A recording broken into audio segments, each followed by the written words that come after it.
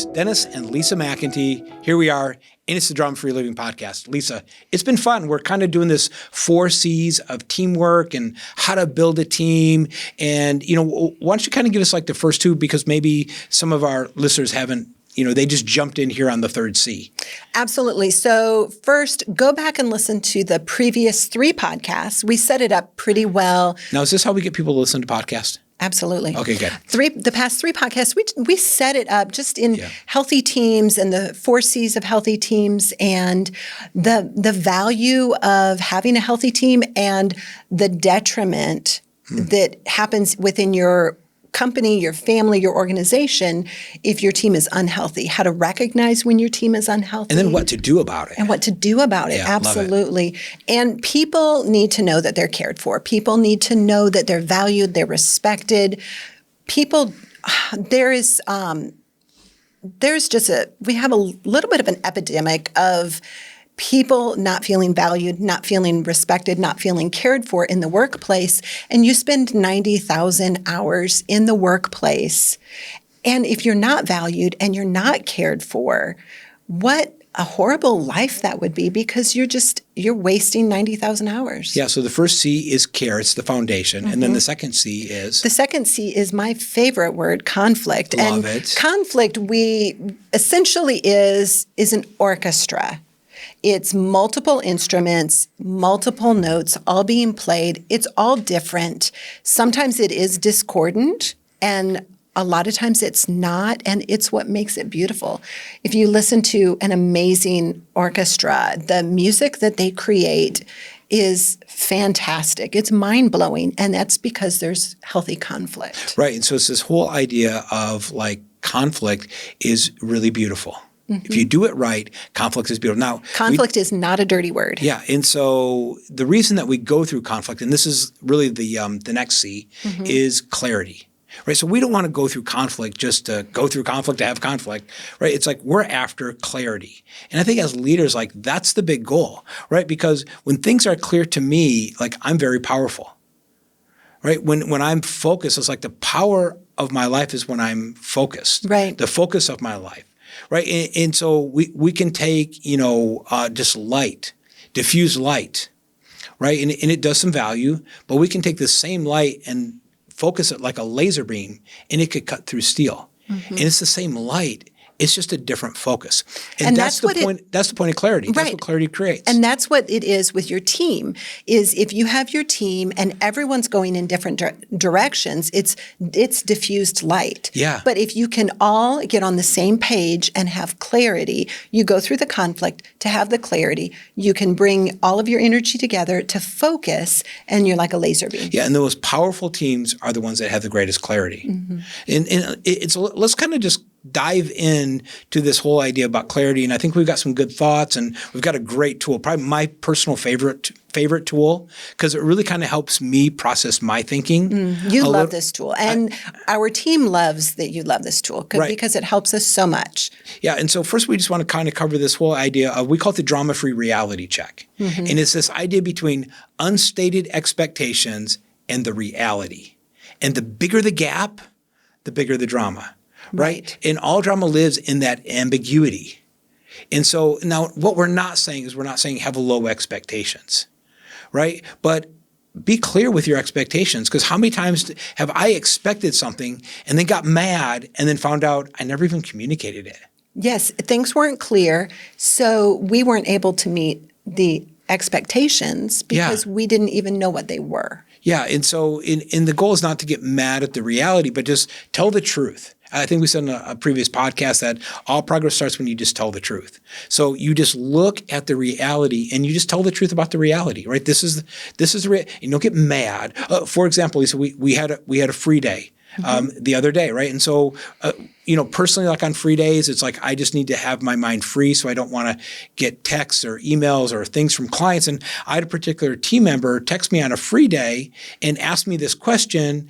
And, maybe in times past I would have gotten mad, but I just realized it's like, I don't think we've communicated correctly what free days are. Like I know in my mind, but maybe I haven't stated it clearly. So I have this expectation, but maybe the reality is this. Yeah, nobody knows that. Nobody can see what's in your mind. Nobody knows what you're thinking.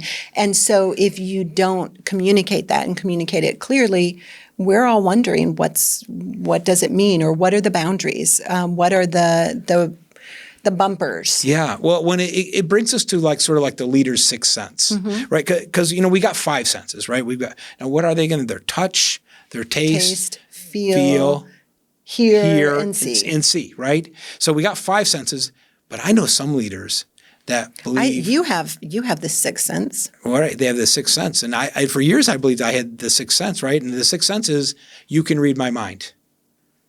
Right. And how many leaders does that happen to where it's like they think their whole team has that sixth sense and they can read their mind? It's like, well, of course you could read my mind. And we have been working quite hard to help you know that we can't read your mind. Yeah. In many times, like especially fast-paced leaders, right? Fast-paced leaders, they're moving so fast in their brain that I almost think I say it sometimes.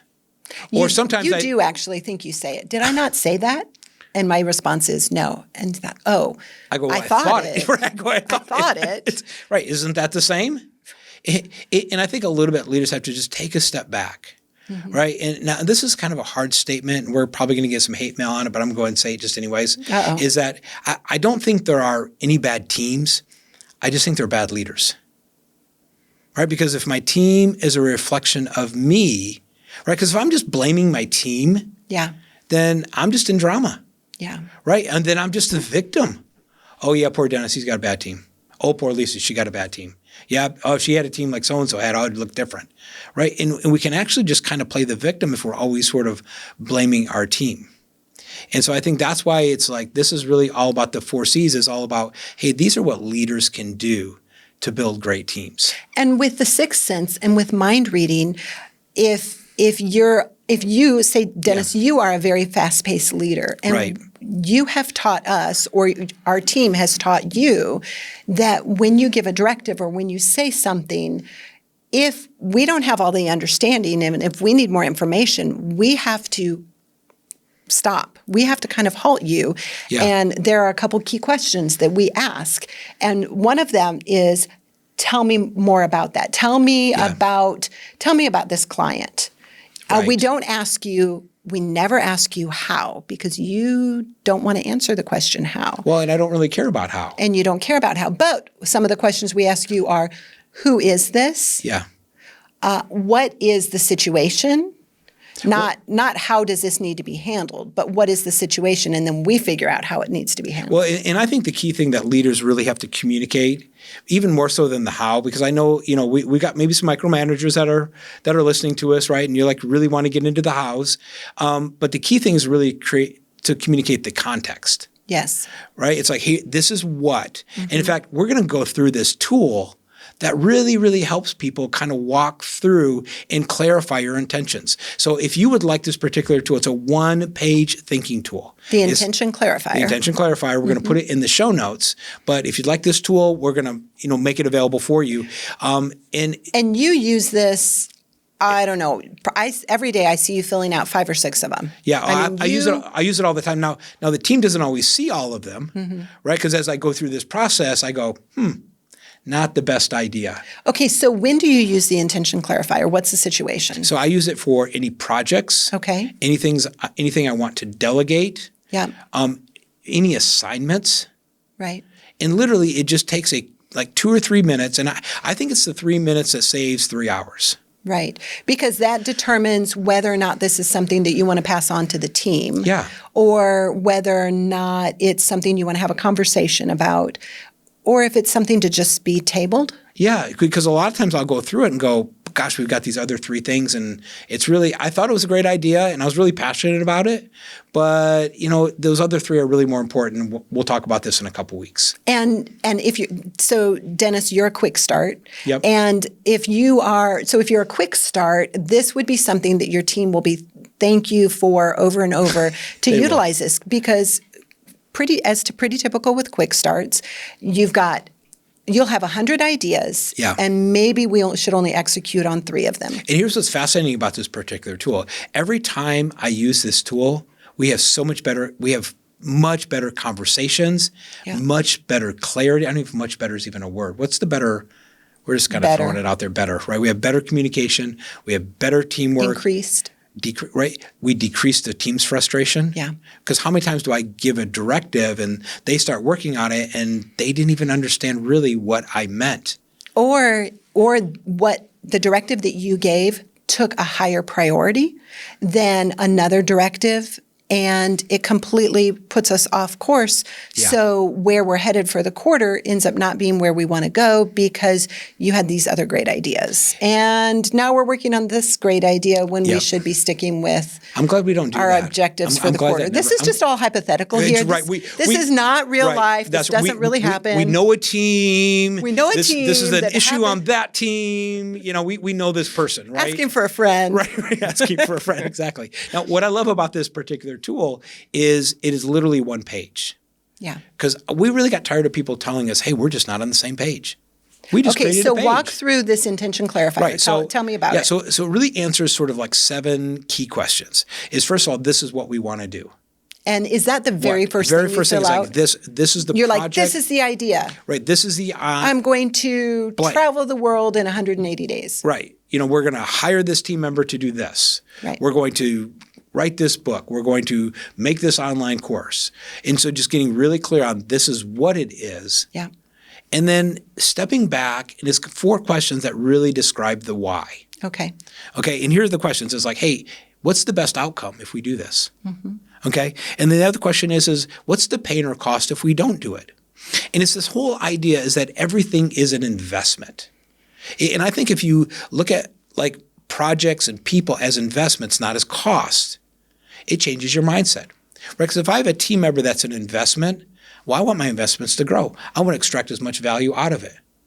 Right? Because nobody goes through and invests hoping it crashes and burns. Right. But and think about this. If you look at people as cost, they're not unique. They're consumables. They're consumables, right? But if they're an investment, they're valuable. And it's a way to extract the value. Right? So the two first questions, what's the best outcome? What's the pain or cost if you don't? Now here's what I'm always trying to create for myself is I want a positive and I want a negative. Because the way to get a charge. Best result, worst result. Right. It's like the way to get a charge is to put a positive and negative together. It creates that electric charge. Mm-hmm. So I either want to be super, super excited and really afraid and scared if we don't do it. And it just kind of just gives me that drive to step into it. And then we want to know what's the big difference this will make. Right. And then the last question is, what's the return on this investment? Now, the investment could be an investment of time, right? An investment could be an investment of energy. It doesn't always have to be a money investment, right? But we're going to burn some energy to do this. Well, what's the return that I need to see? Now, here's what's fascinating, Lisa, is that when people know the context, they can step in and be collaborative. But if they don't know the context, they can't be collaborative. And this is the purpose of really sharing the context. And most of my challenges, my personal challenges, and even like leaders that we coach, is sharing the context. Right. Because I know when the team knows the context, not just what, they're able to even come up with better solutions than I did. And how many times have I given a directive and haven't shared the context, and the directive didn't really create the right outcome, the outcome that I desired. Because no one knew any of the background information. They maybe didn't know the deadlines. They didn't know the relationship with the person, right, or what the even intent was. And I think this is the big mistake that leaders make, is not sharing context, right? We're trying to communicate clarity without sharing context. And then we get into things that we call brainstorming in public. Which really provides just a lot of confusion for teams. And we're just talking hypothetically. Hypothetically, for a friend. We've never seen this at Leadership Development Group at all, right? But I have seen this, myself, is that you got a minute to talk? Got a minute to talk? I got an idea. Can I throw it past you? Yeah, can I throw it past you? And it's like a 30. And I tell her it's a minute. And it's a 30-minute conversation. And I know she gets off the phone just like he said. And I know she gets. Okay, now we're doing this. Well, and I know she gets off the phone going, I'm never going to answer that call again. Right. Right. And I was like, I didn't mean that, but it's like and I was just brainstorming. But what it does is it causes some confusions because it's like, well, he said this and he said this. And sometimes with like verbal processors that have to get it out of their head. Yeah. I can say two diametrically opposed ideas. Right. Right. It's like, well, I did this. And then 5 minutes later, I did this. And then the team member can hang up the phone and go, does he want this or this? Because he said this and then he just said this. Right. And we've just created confusion inside of the team. Now, here's what's really fascinating, Lisa, is we actually teach team members to use this with their leaders. Because here's the deal, is that many times team members complain to us and they say, we're just not on the same page. Yeah. Well, we created this tool where you can ask these 4 questions to your leader. You can be on the same page, literally. Right. It's one page. Yeah. And if you're not on the same page with your leader, that's your responsibility, right? You're not the victim. Yeah, he doesn't communicate correctly. No, he didn't send me an intention clarifier. But you can walk through these 4 questions. It's your responsibility to find the information. Yeah. And that way it's like you take responsibility for it. You don't step in and play the victim. And so there are multiple ways to use it. And then the last section is really like the how. And the last section is, I think, the part that helps the team the most because it's the method of implementation, or it shows the end result other than just the top line. Yeah, well, and what I love about it is that I think a leader's job is to communicate the what and the why. Right. As a team leader, your job is to communicate, this is what we're going to do, this is why it's important. But then I almost have this whole idea of like, I don't know how to do it. If you did know how, it would have already been done. Yeah, and many times it's I want to have a collaborative conversation on how we're going to do it because I know my ideas are not the best ideas. And so stepping back to your team. You notice I didn't say anything there. You didn't. No, your ideas are always the best ideas. Oh my gosh, thank you. Every single one of them. That is such words of affirmation. I feel so loved right now. I feel so cared for. Let's step in and have some conflict, right? But it's this whole idea of you describe the what and the why, and then allow your team to be collaborative. And here's the thing, that really empowers them. Yeah. And what I have seen is that their ideas many times are better than my ideas. And here's the thing, how many times do leaders, especially leaders that maybe are not as process driven, right? And what are you doing trying to create the process? Yeah. Right. Especially if you're not the one executing it. Because if there is someone else that's going to execute it, it doesn't necessarily matter how they get to the end because they're the one executing it as long as it is this end goal and it fits within these parameters. So don't tell someone else how to do their job. Give them the directive, give them the outcome, give the parameters, and then let them use their skill set and their superpower to accomplish it. Yeah. And Lisa, how many I don't even want to count the hours that me personally, maybe this is kind of my therapy podcast here, right? But I don't even want to count the hours of how many times I have created a process. And it's the dumbest thing ever because I'm not good at it and I'm not going to do it anyways. So what business do I have creating the process? And also because you're not detail oriented, you're going to miss. You'll have 1, 5, 10, and 20, and we'll miss all the other numbers. Yeah, and I'll have it how I think it is in my mind, or how me as a quick start, I would just jump in and just get it done, right? And it looks different according to different giftings and according to different unique styles and geniuses. And it's this whole idea, Lisa, of you always want to share intention before you share instruction. Right. And if you don't step back and share intention before you share instruction, then people can't be collaborative with you. No, they can't. And they cannot move and run with it if they don't have the intention.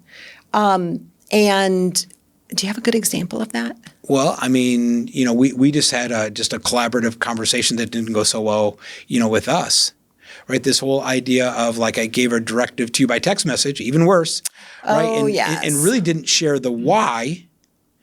And even when I tried to share the why, I didn't really share it correctly, and it just kind of it cost you a couple hours of time. So I I was on free days. I was in Dallas Even visiting worse. our daughter. Bothering you on free days. It was. This is our personal therapy session today, isn't it? I know. It was spring break for our daughter. She's in grad school in Dallas, and I was there hanging out with her. And we have a policy that we don't text business stuff outside of business hours. Actually, we try not to text business stuff at all. We try to put our business stuff in Slack. We try to keep text for personal things, and that's a whole nother podcast on how to work together as a couple. But you put a question in Slack. You said, "Hey, who buys our domain names?" Because I want to buy this ASAP.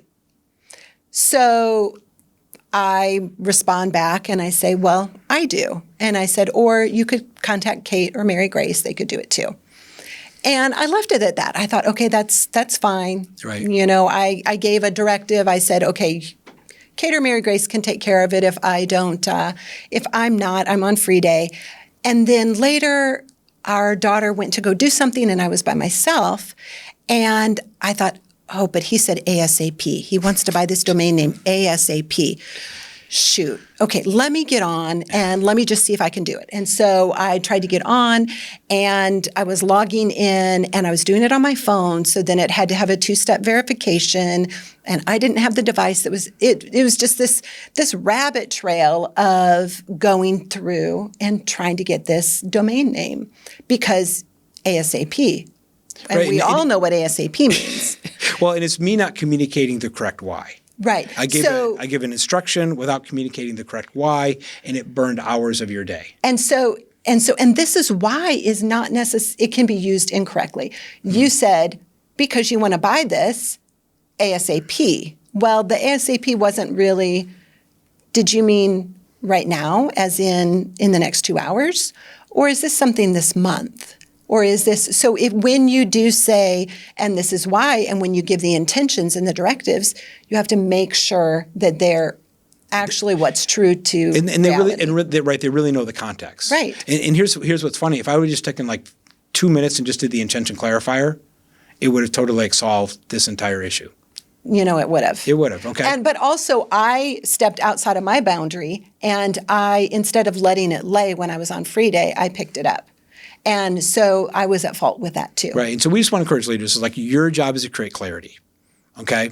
Your job is to create clarity. And the last thing we want to cover real quick is this whole idea of R2 meeting system. Yeah. Right? So every meeting should have R&R. Rest and relaxation. Absolutely. Yes. Every meeting. No, it's not that. Rock and roll. Should be a rock and roll party. Yeah. I mean, I'm probably not going to go to that meeting. Railroad. This should be a train on the tracks. Now here's the idea. Okay, every meeting R2, it should have a reason. This is why we're meeting, and a result. These are our next steps. And what it does is it keeps you out of meeting after meeting after meeting and talking about something and never making a decision. Now listen, sometimes the result could be I'm going to research, you're going to research, we're going to come back and make a decision tomorrow. Right? But there's always like a next step. So this is why we're meeting. This is the result. And if you sort of keep that 2-part framework in your mind, intention clarifier kind of digs that out even a little bit deeper, but it is simply this reason and result. And you get really good at communicating your team reason and result. Right, because then that way your team members can go into the meeting prepared with the information that you're going to ask. Or you can go into the meeting prepared to make sure that the time frame that you have, you get the job done within the time frame. And then you can move on. Because I know there have been multiple times we've been in meetings and we'll get really strategic and ideas and they'll ping back and forth and we lose the focus of the result of the meeting. And someone has to keep us on track, say, wait a minute, we've got 5 minutes left or we've got 20 minutes left. We still need to hit these things. And it's fascinating when we state the reason and the result in the beginning of the meeting, it sort of gives these guardrails for the meeting. And then we can be collaborative once we know the guardrails, right? Once we know these fence posts, we can create inside of that fence post. And I think as leaders, we give the fence post. So Lisa, I'm just thinking through like my big takeaway is probably stop brainstorming in public. I just to be very, very careful because I have hundreds of ideas. Right. Probably 90% of them are bad ideas, but they're an idea. I wouldn't say bad. They're just not as good as the others. Not fully developed. That's a good way to put it. Right? Not fully developed. Yeah. And so to step back and stop brainstorming in public. What about you? What was a big takeaway from our conversation today? I like the R2 meeting system, the reason and result. How many times is there a higher up that sends an email or walks past a team member's desk and says, I need to talk to you. Yep. ASAP. Yeah. But there's no reason. The result is I want to have a meeting. So immediately you go to the negative and you think, what did I do wrong? I need to make sure. I don't even know what to prepare for this meeting. Yeah. And it could be something simple as— Or it could be, hey, I wanted to give you a raise.